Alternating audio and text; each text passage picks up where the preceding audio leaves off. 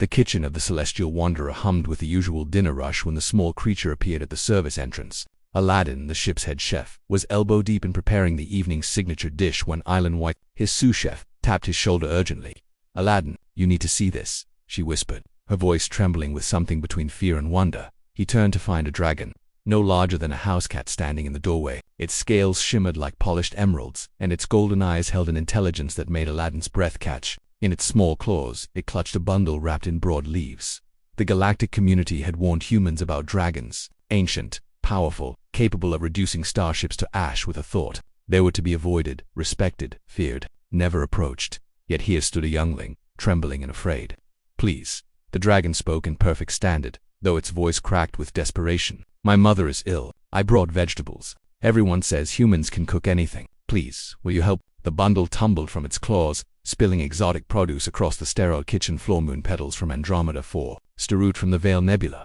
Things Aladdin had only read about in his xenobotany texts. Ingredients worth a small fortune, and impossibly rare. Island-Y started to reach for the panel, likely to alert security, but Aladdin caught her wrist. He'd seen that look in eyes before during the famine wars on Mars colony, in the faces of children who'd lost everything. Desperation wore the same mask across every species. "What's your name?" Aladdin asked, kneeling to the dragon's level. "Shimmer," the little dragon replied, hope flickering in those golden eyes. "Mother's name is Tempest. She's been sick for 3 solar cycles. Nothing helps." But I heard the dragon's voice drop to barely a whisper. "I heard humans have something called compassion, that they help even when it makes no sense." The Galactic Council had many words for humanity: reckless, illogical, dangerously unpredictable, but compassionate. That wasn't in their official files.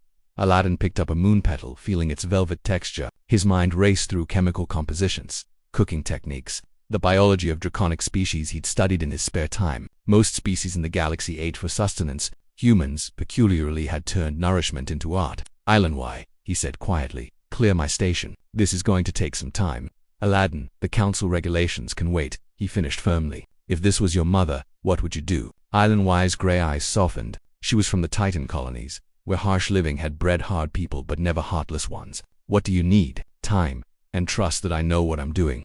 For the next 4 hours, Aladdin worked with focused intensity. He'd studied draconic physiology during his Xenocuisine certification. Dragons processed minerals differently than carbon-based life forms, their internal fire requiring specific catalysts. The moon petals contained silicate compounds. The starroot held rare earth elements. Separately, they were exotic vegetables. Combined properly, they could be medicine.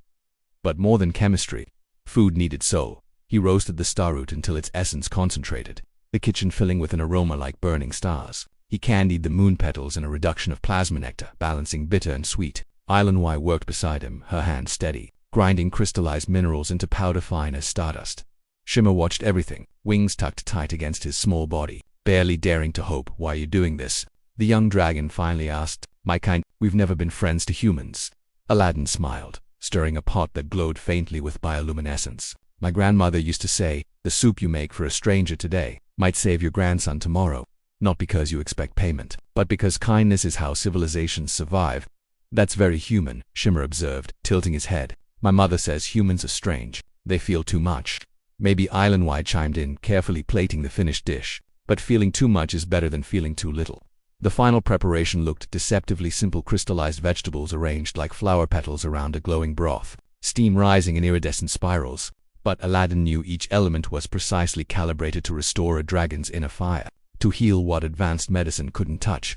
"This needs to be served warm," Aladdin explained, carefully sealing the container. "The thermal reaction is part of the healing process. Can you carry it?" Shimmer nodded vigorously, reverently taking the container. How much?" "I brought what I could, but nothing," Aladdin said firmly. "Call it a gift between neighbors, but the council says humans always want payment." "The council," Island-Y interrupted with a wry smile, "has never actually talked to humans. They just write reports about us." Shimmer's eyes glistened. "Could dragons cry?" And he bowed deeply, a gesture of profound respect in draconic culture. "If this works, if Mother heals, our clan will remember. Tempest's flight will remember that when we had nothing, when everyone else turned away, a human showed us compassion."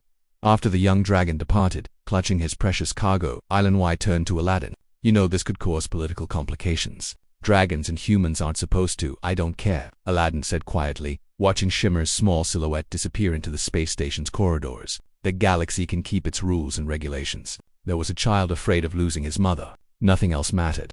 Very human of you, Island Y teased gently. Thank you, Aladdin replied, meaning it. 3 days later, a massive dragon, scales like storm clouds, eyes like lightning, landed at the Celestial Wanderer's docking bay. The entire station went into lockdown. Council representatives scrambled to respond to what they perceived as a threat. Tempest of the Stormflight requested, politely but firmly, an audience with Chef Aladdin when station security finally allowed it. The great dragon stood before the human chef, her restored vitality evident in every powerful movement. Young Shimmer perched on her shoulder, beaming with pride. You saved my life, Tempest said, her voice resonating with ancient power. You asked nothing in return. This is uncommon in the galaxy. Aladdin shrugged. It's what we do. We're human. Tempest's laughter rumbled like distant thunder. Perhaps the council should study your species more carefully. They think they understand you, but they only see your wars, your chaos. They miss your remarkable hearts. She placed a single scale on the counter, opalescent, pulsing with inner fire. A gift. From one clan to one human. May fortune favor your kitchen, Aladdin of Earth, and may the galaxy learn what my son discovered, that sometimes the fiercest courage comes not with claws and fire, but with compassion and a warm meal.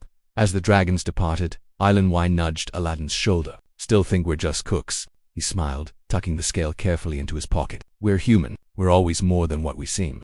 Humanity had conquered the stars, not with the biggest weapons or the fastest ships, but with something far more powerful, the stubborn, illogical, beautiful refusal to see suffering and do nothing. That, ultimately, was humanity's true superpower.